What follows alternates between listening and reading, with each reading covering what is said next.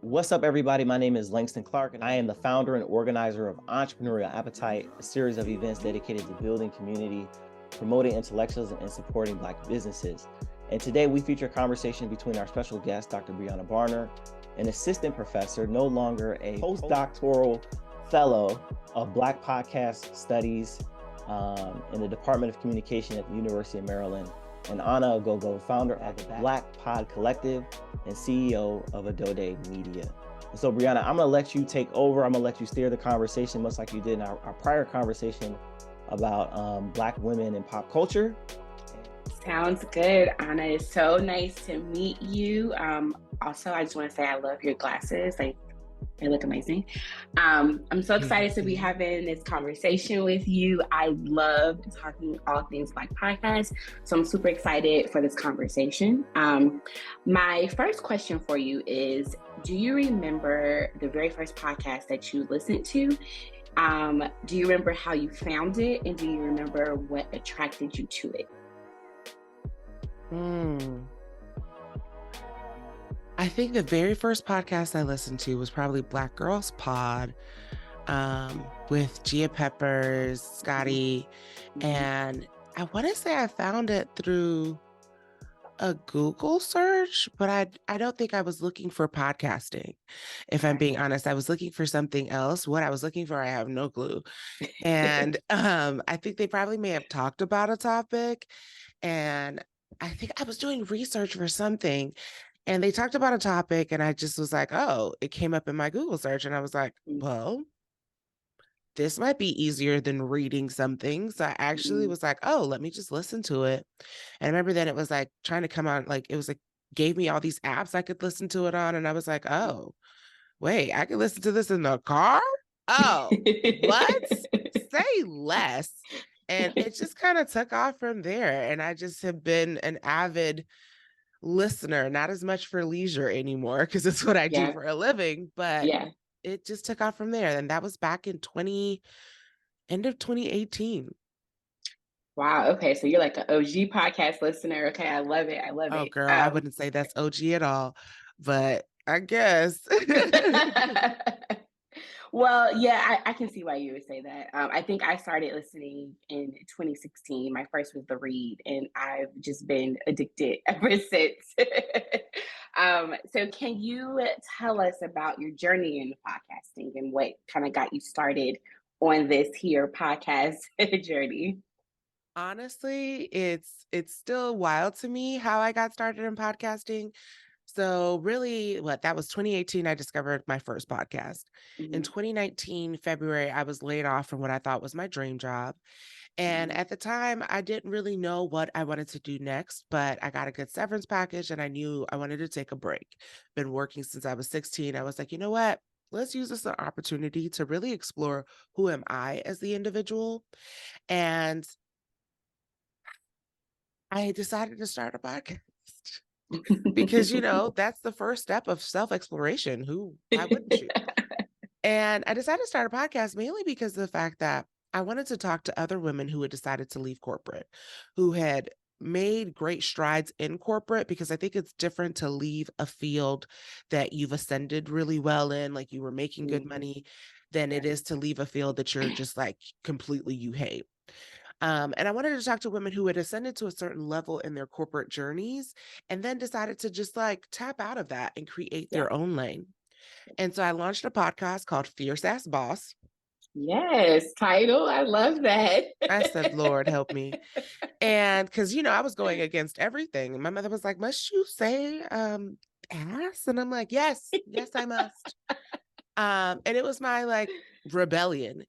And I initially started this podcast with the hopes of like getting inspiration for what I might want to do next, or figuring out how to go about like determining if this was the right path for me. Instead, what ended up happening is I enjoyed the process of the podcast. Like it just intrigued me. I ended up just kind of going down a rabbit hole. I'm an avid researcher. So the moment like I get my hands on something and I say I'm interested in it, forget about it. I'm going to 5 different sites a day. And I was unemployed. So, there's time. And I end up saying to a girlfriend who had a podcast that, hey, I wish there was like an organization for Black people who had podcasts so we can come together, network, learn, and grow. Yeah, Because I was seeing the top charts didn't have us. When I went to like meet and greets, I didn't see people that looked like me. Different podcast events, conferences. Once again, nobody looked like me. And yeah. so I just was like, somebody should do this. And she was like, why don't you do it? And I'm like, girl, I just said I need the help. Why would I be the one putting together a group when I don't know what I'm doing? She was Right, like, right. well, technically you're good at pulling people together. So I feel like this could work. And that's what birthed BlackPod Collective. And it's just been up from there. Yes, I love that. I love that journey. Like, if you don't see something, make it yourself. I absolutely love that. So, that was, you said 2019, right? When you first started the collective. Okay, so right before the before times. So what did the podcast landscape look like at that point before the pandemic started, and specifically for Black podcasters? I think we were hungry for information and we were hungry for connection. But we just weren't seeing it from us. Yeah. Everyone else wanted a piece of us is the best way I can describe it, in that they wanted us to come to their events. They wanted to basically have the diversity Hmm. within their conference, within Yep. their circles, to say that they've checked off a box. But Yep. it wasn't a true like welcoming. It wasn't a true like, oh, we genuinely care about your interest and what you need.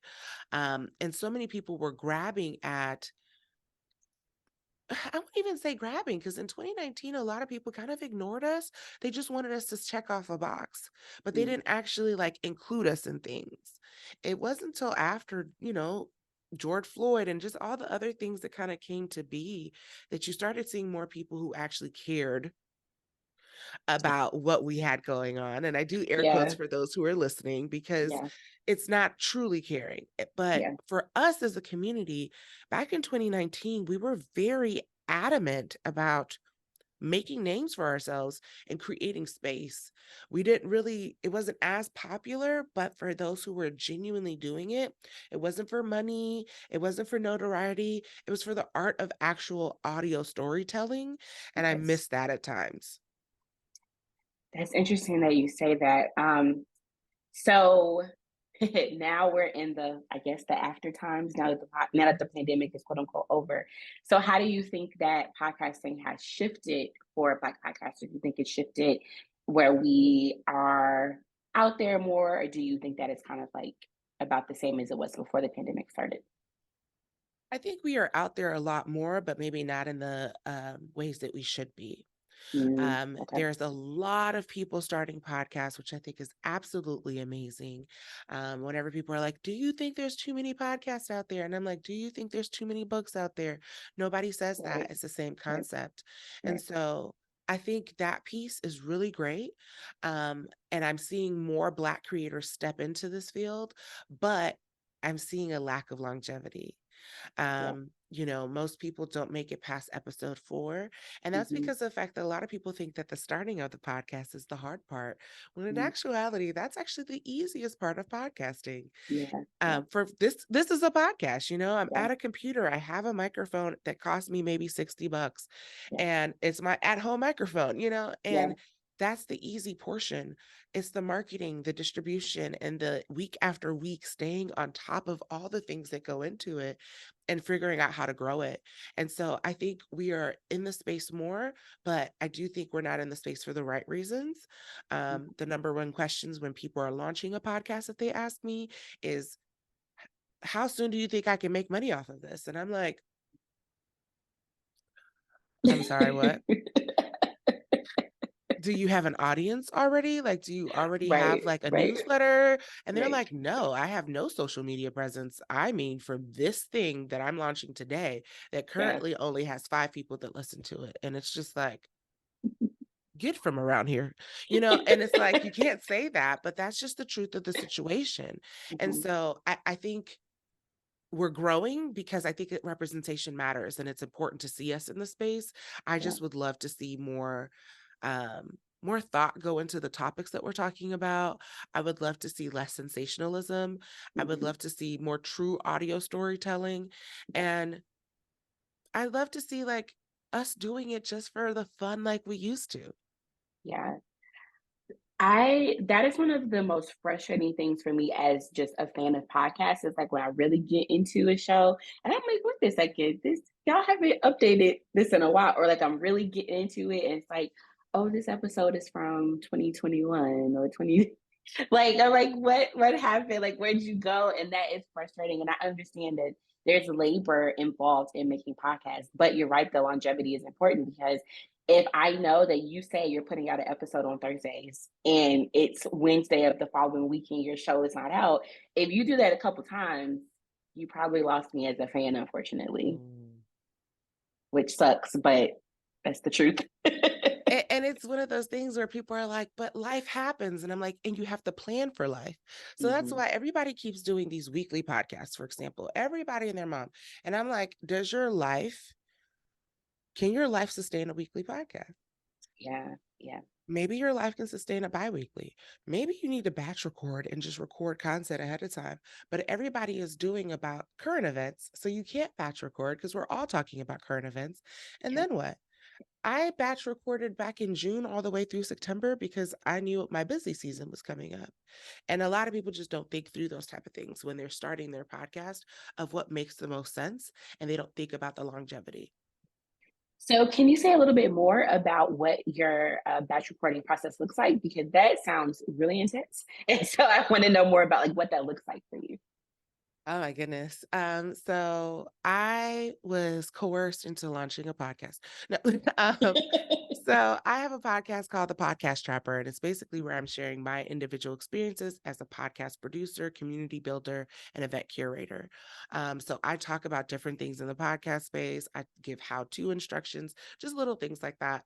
And for me, I said I would not launch the podcast until I had over 100 ideas in the system that I utilize to manage all the things. Yeah. And so each time it's time to record, we schedule a day, and that's typically on a Saturday, one Saturday a month. We typically will schedule to batch record. And normally it's like 4 episodes. But at the time I was looking to move my studio. So it's just a lot going on. So I was like, okay, let's go ahead and batch record like 12 to 16 episodes so that this way there's like really some buffer. Yeah. Once those topics are kind of put in place, I do a quick like 4 bullet point outline for each topic. And then it's kind of like a run of show is given to the team. So it's scheduled with our photographer on team, our audio engineer and videographer. So it's those 2 people plus myself. And most of my episodes are me by myself, but I think that last time we did with 2 guests. And so it's also the coordination with the guest. From there, it's really a thing of like keeping a tight schedule. So each topic, I go ahead and indicate the night before, this is the outfit we're wearing for that topic, so that this way it's clear that, okay, this is what we're recording next. I try to knock out the solo episodes after the guest because the room has to be flipped around. And it's really just a coming in. We start off with photos. So I literally changed twice, changed each time, change into a different outfit so our photographer can get the images for the thumbnails for YouTube. And then she leaves, and then I change again so that this way we can record the actual episodes themselves. Yeah. And we are there typically from like 8 a.m. when makeup starts at 8 or 9, get my makeup done. And then from there, we're typically there till 9 at night. And I might take a snack break if they allow me. And it's intense, but I like doing that work on the front end because since then we've moved to a new studio. We have 3 large clients right now. So I don't have the mental capacity, honestly, to focus in on the actual podcast, and my conference is coming up. It's all these things. So I prefer that, I know that we are good to September, even though I'm like, I think we probably need to record a little bit. We're about to be out. And they're like, no. And I'm like, I think we need to, and so I own a studio. You would think it's easier, but for me, it's like, okay, wait, I have to find the time. Yeah. That is very interesting, but that makes a lot of sense. And so that way you can focus on other things and you can still have the consistent content. So that makes a lot of sense. All right, listeners, hope y'all are keying into that because that makes a lot of sense. So I wanted to shift and ask you about the BlackPod Collective. And so my first question is, how do you define a Black podcast or Black podcasters? And like, how do you determine, I guess, like who is, I don't want to say like who can be a part of it, but like how, like what are like the boundaries that you have, like when you think of the Black podcasters that are a part of your collective? Most definitely. So I will say this. Because somebody asked me before, they're like, have you had any issues with non-Black people trying to join? And I oddly have not. I think people really do respect the space. And we just haven't had that issue. To me, a Black podcaster is anyone who is of Black descent in any capacity. So if your mom is white and your dad is Black, you're Black. Like it's just that simple. So it's anyone who identifies as Black. And I don't just mean identifies and like, oh, my friends are Black. No, like you're Yeah. actually a Black person who is creating content, because we have podcast producers in the organization who don't have a podcast of their own, but they produce 3 or 4 other shows for other people. So they're welcome into the community, because for the longest, I didn't have a podcast. So I started Fierce Ass Boss, and BlackPod Collective started being so much work and taking off that I did not have the capacity for Fierce Ass Boss. And I sundialed it. So for 3 years, I didn't have a podcast. I just launched the Podcast Trapper in January of this year. Okay. So before that, I myself was not an actual podcaster, but I helped other people with their podcast. And so it's one of those things where I believe that the people behind the scenes are just as important as those who are on the microphone. So audio engineers, VAs, all of those people, we have a variety of people who are within the community in that capacity.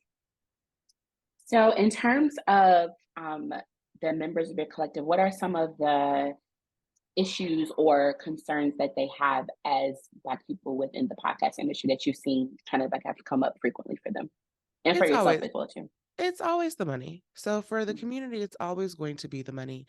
Yeah, It is the biggest pain point for most people, because of the fact that a lot of people aren't trying to make money from their podcasts. A lot of them just want the money to sustain this, yeah, because a lot of podcasters are doing everything themselves.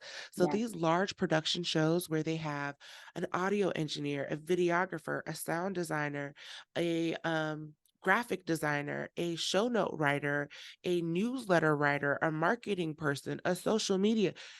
For a lot of podcasters, all of those roles are just them. And after a while, it can become very overwhelming. And that's why the longevity is an issue, because when you're doing all things, it never fails. After a while, you will burn out. After a yeah, while, yeah, you will be tired. Like that zest you had in the beginning will slowly die, especially because you're not making money off of something. And everybody's like, oh, your passion should fuel you. Your passion makes you no money, and it requires you to show up every week. Maybe that's yeah, not a passion. That is a side job. And it's a volunteer side job, because you're working for yeah, free. yep, And so it becomes very daunting. So a lot of the community members are really just looking to make money to keep this passion alive, to be able to pay somebody to do it, not even to pay themselves. And it makes me sad at times, because of the fact that the biggest thing is they see their counterparts who, I hear of people who are like, I quit my job after my first season and now I do this full time. And it's like, what you mean? We've been doing this for 5 years. What are you talking about? And it's right, like that right, becomes very discouraging for a lot of Black creators. And so that's number one on the list. Number two, I would say, is the marketing, figuring out and learning how to market. Um, to me, it's funny how, like, you start a podcast, and in essence, you have to learn 50,000 skills. You have to be a marketer, a social media person, copywriter. And it's like, I did not, like, I don't know how to do any of this. And so after a while, that becomes very daunting, because it's all the things you have to know how to do to yeah. keep this alive. And if you don't know how to do it, you have to have the money to fund it. So it's like a yo-yo effect, or that's not what I meant. It's that thing that it does the thing. Oh, a scale? Thank No, you. I was yeah, like, something is happening. yeah. Hopefully somebody will pick up on what I'm putting down. But yeah. Yeah, that makes sense. I think that the longevity piece is key because it's really unfortunate because the stories that I've heard on podcasts and just the content has been really, really fantastic. That's what drew me to it. But like I said, as a fan, I can also understand the labor that goes into it. And for the podcasts that do come week after week after week, I'm like, I know that there's a lot in that. And like they'll talk about like, yeah, I'm recording this at midnight because the kids are asleep and I'm finally off work, and that is something that's like I can already, so this is not gonna be sustain, yeah, you can't sustain that.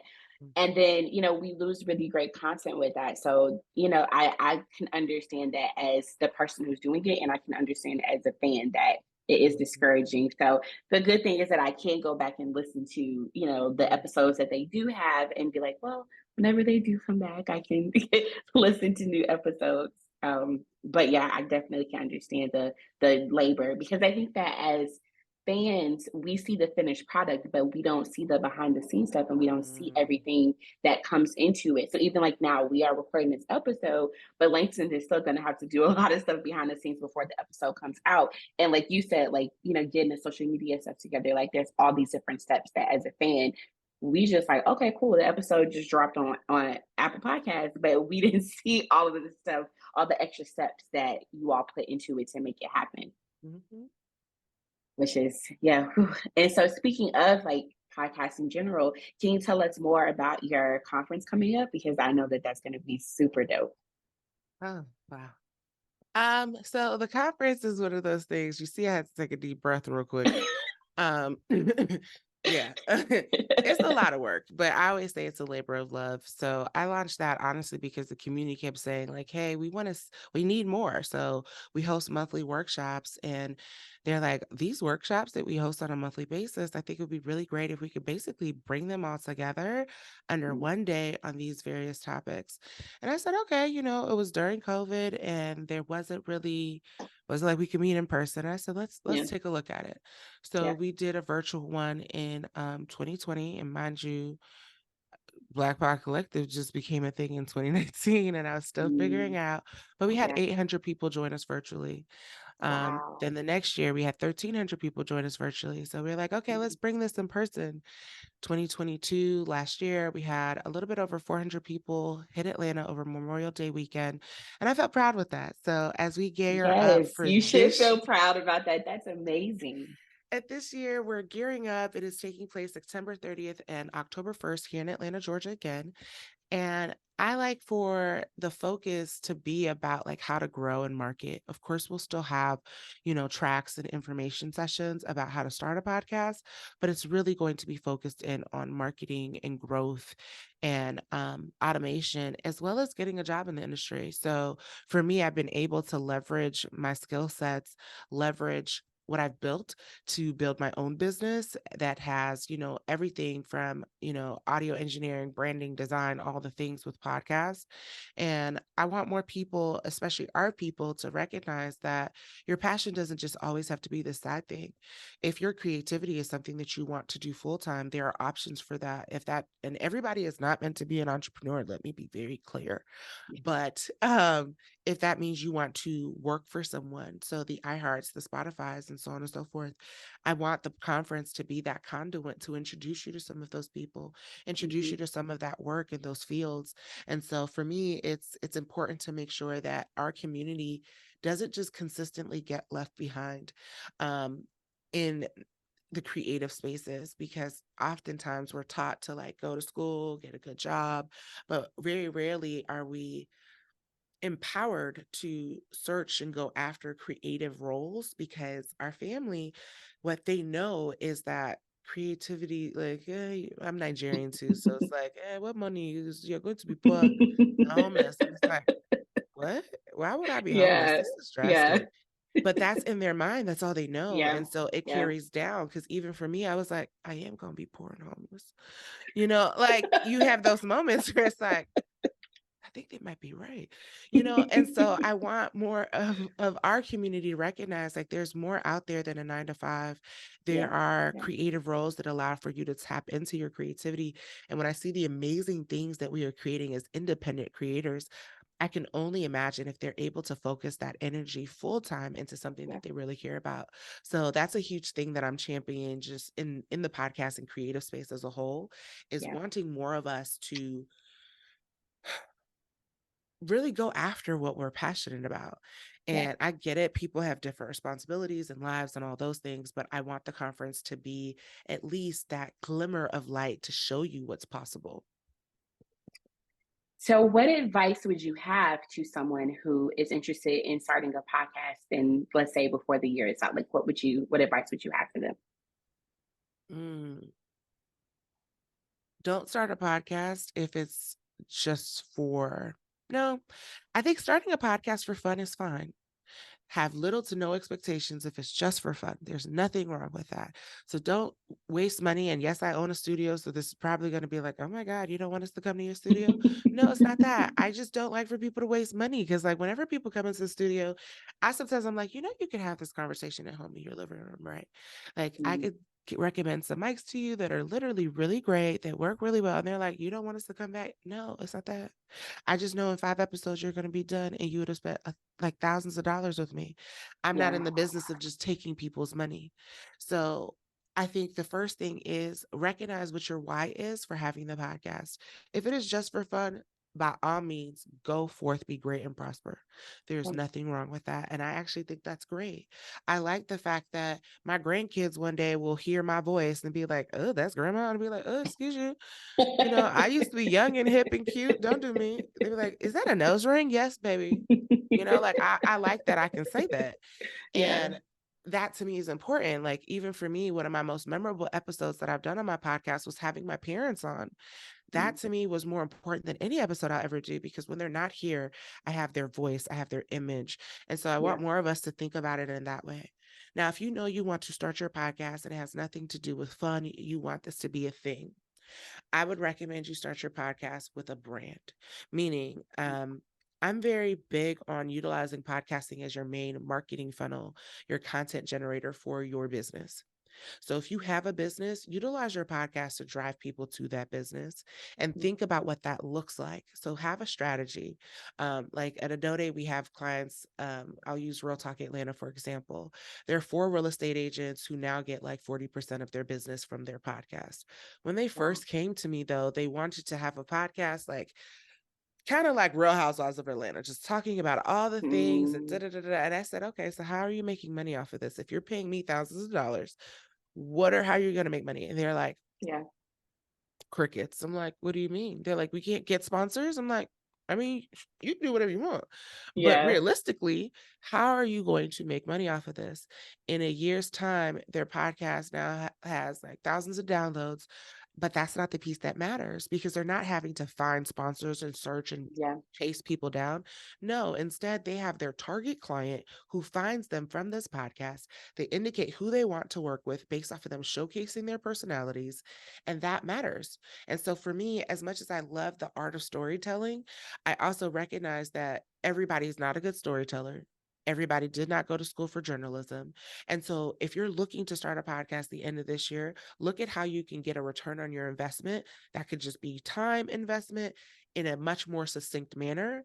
And if you have a larger arching brand, that is your better bet. And so utilize it as your content funnel for your business, or your overall brand is a better strategy if you are really trying to kind of go forth and create a business and a brand around your show.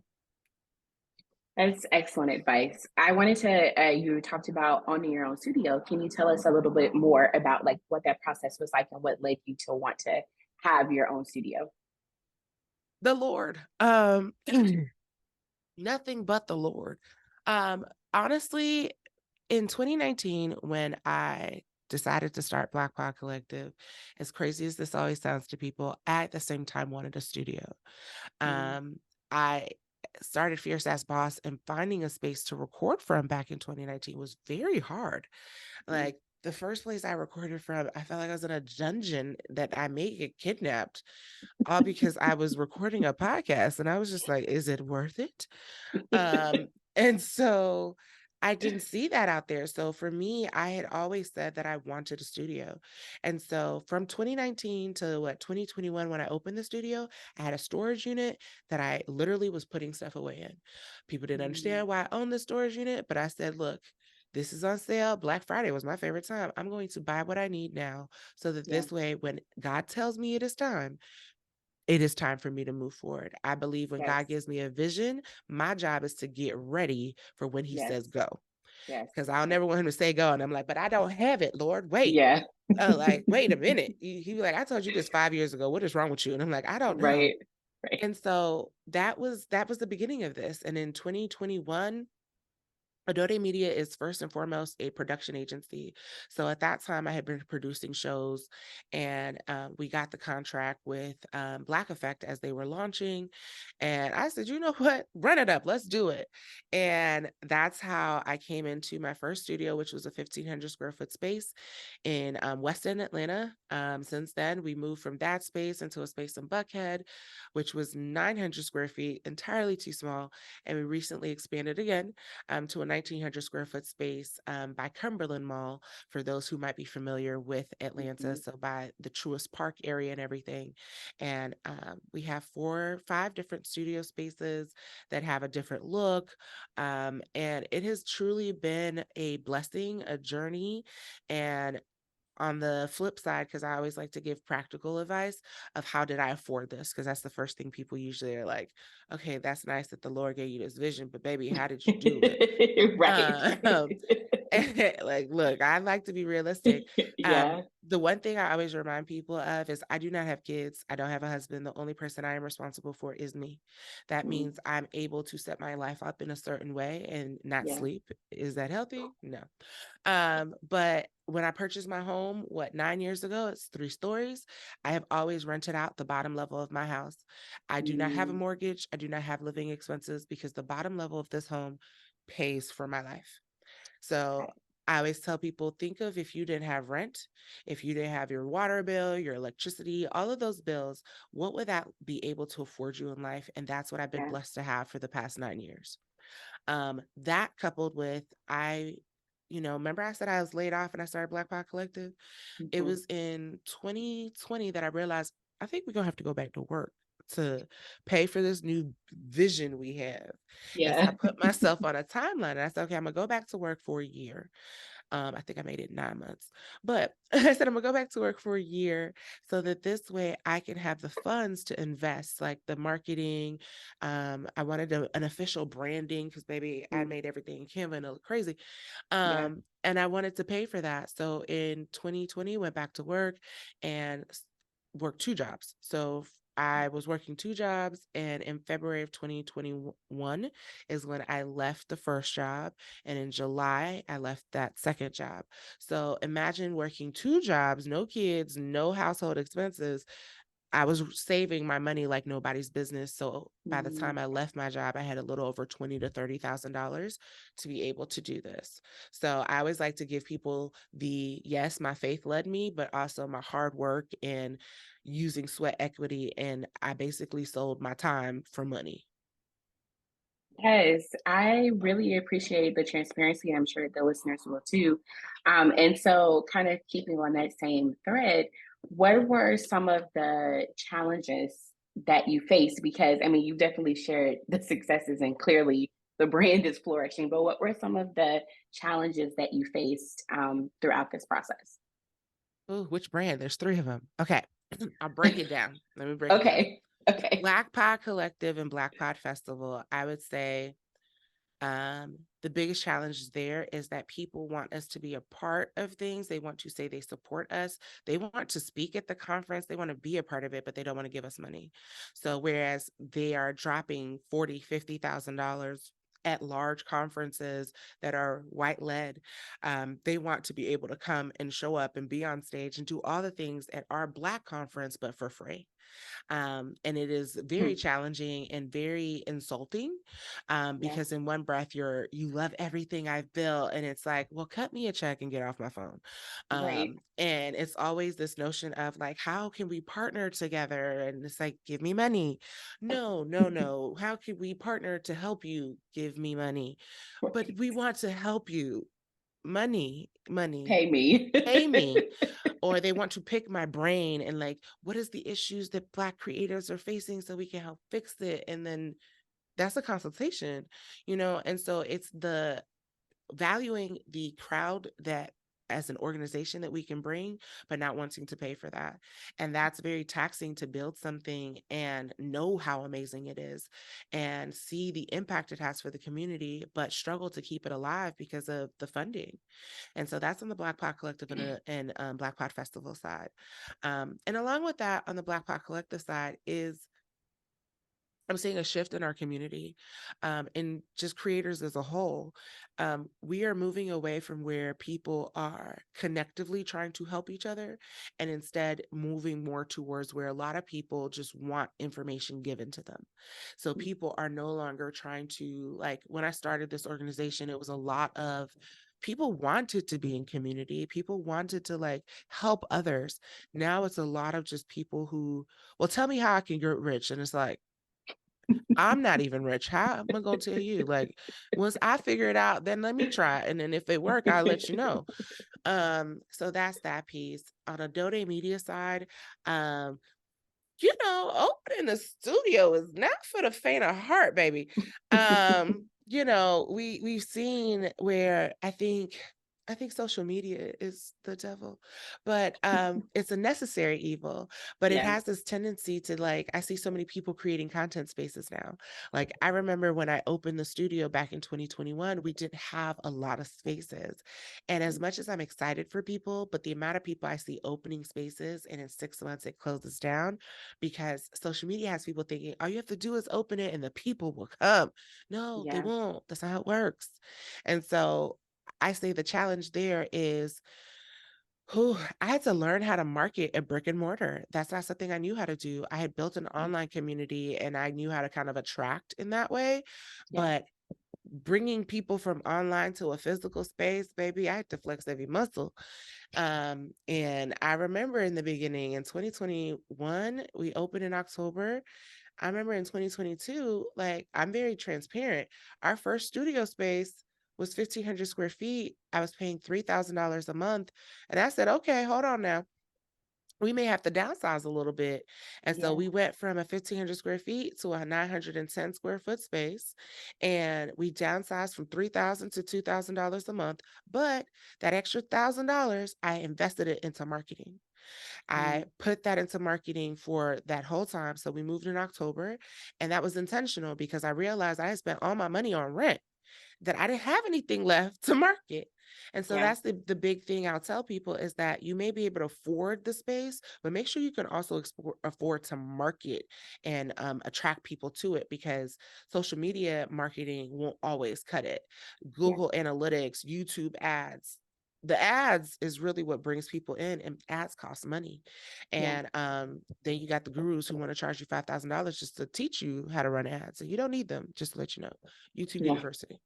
So those are just some of the challenges, and I'm happy I didn't let my ego get in the way of like, okay, let's step back for a second, because that was in October, and by June of this year we moved into the larger space, and it's flourishing and all the things. So it's okay to take that step back to propel you forward. Yes, I love that. I really appreciate your transparency, and I'm sure that the listeners will too. And as we kind of wrap up, I wanted to know what's next for you and like what's kind of like on your game plan and map for the next 5 years. Wow. Those who can see me, my eyes are, those who cannot see me, my eyes are like, whoa, 5 years. I just got here. Whew. I actually hate that question because I feel like people are always like, what next? I'm like, is this not enough? No, I have no clue. And I say this because of the fact that I think most people think that it's been like super strategic. And it's like, no, I really go where my community tells me they need me and where Yeah, Lord yeah, God guides me to. yeah, yeah. Right now, I think God is just has me in a season of focus because Mm. every year I've launched something. Yeah, Like I yeah, launched BlackPod Collective in 2019, BlackPod Festival in 2020, Adode Media in 2021. Baby, I'm tired. So the podcast trapper in 2023, like, like I'm like, hold on now, wait, Jesus. And yeah. so it's one of those things where I think I'm moving into a space of sustainability and Yeah, focusing yeah, on how do we grow these things yeah, and not so much on how do we expand our reach. I've yeah. expanded my reach to the furthest my arms can go. And Mhm. now it's how do I ensure that we've gone from wide to going up? And Mm. so that's my focus right now is how do I elevate each one of the things that I have birthed and how do I do it in a way to where it doesn't cause burnout for me? Because after the Yes. conference last year, I experienced I don't think I ever understood what burnout was until after that conference. And I just was like, you want me to what? Don't talk to me, please. Everybody, leave me alone. And so I want to make sure that I'm sustaining myself, but also the businesses and the brands that I have been able and blessed to launch. Yeah. So that's my focus right now. Nobody believes me because they're like, you're gonna get this itch. And I'm like, there is no itch, okay? I will put some lotion on the next time I get an itch. I don't have time for this. So right now the focus is just how to elevate all of these brands and take them to that next level. And what that Yeah. next level looks like, I'm still not sure yet. I love that. I think that's perfect. And I'm excited to see what you have next. And so to finally wrap up, people usually ask, like, what's your top 5 favorite rappers? I want to know, what are your top 5 podcasts? Why you do that to me?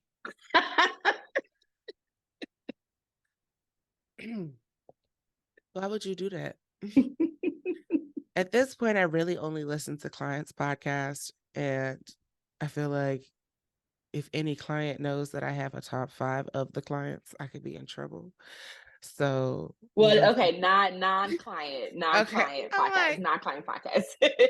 I'm just like, for funsies, not non-client, non-client podcast. okay. So I said what I said, which is a Nigerian, like it's 2 Nigerian women who are based in Nigeria. I Okay. absolutely love that show because the fact that it's my reminder that we are literally all living the same lives. Mhm. Whenever they're like telling stories, I feel like I send it to my mother to be like, this is you. This is you. Do you hear yourself? Hey, me, no, never. Yes, yes, yes, it's you. I love that show. What's another one? I barely get to listen to shows for fun. Um, MLK tapes. Technically, I worked on the show, but it's a past client, so I feel like I'm safe. MLK tapes taught me so much about MLK that I did not know about. I didn't know these tapes existed. Mm, And it just lets me know like how much our educational system just does not tell us certain things. yeah. And I now for a fact know that the person who they put in jail for killing him is not who killed him. And like the tapes made it Mm, clear as day. And like I yeah. just found myself like going down a rabbit hole to like research other things because I was Yeah. like, what else don't I know? You know? Yeah. Yeah. Um, so that was a really amazing show. It was a limited series. So it just had a, I think, 10 episode arc. Um, Jesus, I wish you had told me this ahead of time because now I'm like, oh, wait a minute. There's so many. What are my top 5? Okay. Or Um, maybe top 3. You don't want to do okay. top 5, top 3, top 3. Um, I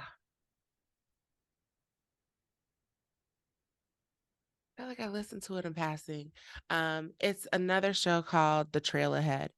Mm, They are basically like outdoor activists, so mm. trail runners.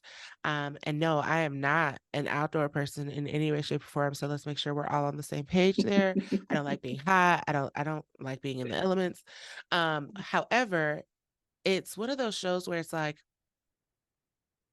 it teaches you so much about the connection with outdoor activities and like impact to our health, but also the access to outdoor activities. So that's why I say they're Yeah. outdoor activists, because of the fact that I don't think we often think of how, like, everybody thinks outside is right there. What do you mean the access to outside? Go outside. But the access to outdoors and how that plays into our mental health, into our children and their developmental needs. Yeah. And they talk a lot about what that looks like. And it made me think of like when I was on the swim team and track team in high school, and just how that was so different for me versus now that I'm not in high school and I don't even go outside, not less to say you want me to run. So it has had me thinking more about, like, you know, now I start my mornings with at least walking in the park, those type of things. So I like shows that like enrich me, teach me something new, and kind of force me to take action in essence. I love that. I'm going to subscribe to all of those. And Langston, there you go. All right. So I know Briana said that she had the last question, but I do have one more. Okay. We have some origins as a book club, Entrepreneurial Appetite does. And I was wondering, Anna, if you could just share a book that you maybe are currently reading or have read that has inspired you on your journey as an entrepreneur and a podcaster. Ooh. Actually, I think I have it on, and it's the sad thing is like, I feel like I always misquote the name of the book. It is literally, oh Lord, this is how you know you got 50,000 things going on. Hold on. I always misquote the name, but I actually have it on my list of favorite books. Build the Damn Thing by Catherine Finney. Yeah. Absolutely love this book. It is an amazing book. So for anybody who's watching, I'm showing the book on my phone. Absolutely love that book because of the fact that it talks about like leadership. It talks about, and for me, I have a team of 13 people, and in corporate America, I manage like teams of 50, but corporate is different than this is your company. Cause like corporate, there's a HR, there's all these things. In your company, you are the HR. So you find yourself being like, what is happening here? What do you want me to do? And so I love how this book talks about like your leadership skills, but also how to invest and grow your business in a way that is sustainable. Understanding when your business is not doing well, because that's always a hard thing for us to like really come to terms with. And around when I talked about like making the decision to scale down in order to propel forward, this book was very helpful. And I remember the moment I got to a specific section and I was like, okay, we have to do it. And it just was like, okay, we're doing it. And so I love, like I said earlier, I like things that forces me to think as well as take action. That's good. And Briana, my last question for you is, can you talk to us about the first book that you will write? I know I threw a curveball at you. Go ahead, you got it. The first book that I will write is one about Black podcasts. I'm going to be starting work on it like now, but it's taken different forms and like where it is currently now. I'm more so interested in the experiences of Black podcasters. Initially, I was interested in just like analyzing different episodes of podcasts, and that'll probably be a portion of it. I'm interested now in learning about the experiences of hosts, of producers, and how they see themselves fitting within the larger podcast landscape, as specifically as Black creatives. And so I'm excited to talk to more of them and just kind of get an idea of what their experiences are. And I'm interested also in hearing from Black podcast listeners, because I think that we don't hear enough about them. Like for a long time, it was, oh, Black people listen to podcasts. Like, surprised that we listen to podcasts. So I'm interested in hearing about the experiences of how like people find Black podcasts and just like what their experiences are listening to them as well. All right. Anna and Briana, thank you both for joining Entrepreneurial Appetite. I wish you all the best moving forward, and have a good day. Thank you so much for having. Bye. Bye.